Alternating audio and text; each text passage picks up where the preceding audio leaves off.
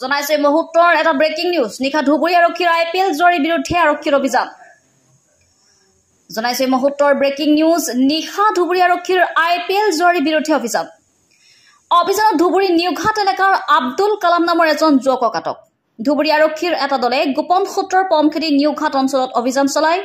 আব্দুল কালাম নামৰ যুৱকজনৰ ঘৰৰ পৰা 1,67,400 টকা জব্দ কৰাৰ লগতে এটা ল্যাপটপ আৰু এটা মোবাইল ফোন জব্দ কৰিছে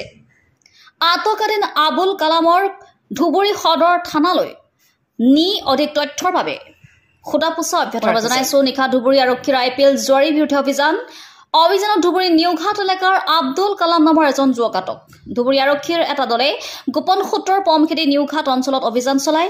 আব্দুল কালাম নামৰ যুৱকজনৰ ঘৰৰ পৰা 1,67,400 টকা জব্দ কৰিছে লগতে এটা ল্যাপটপ আৰু এটা মোবাইল ফোন জব্দ কৰে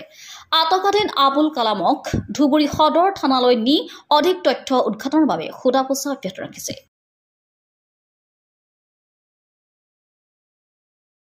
নিউজ ডেস্ক ৰিপোৰ্ট নিয়মীয়া খবৰ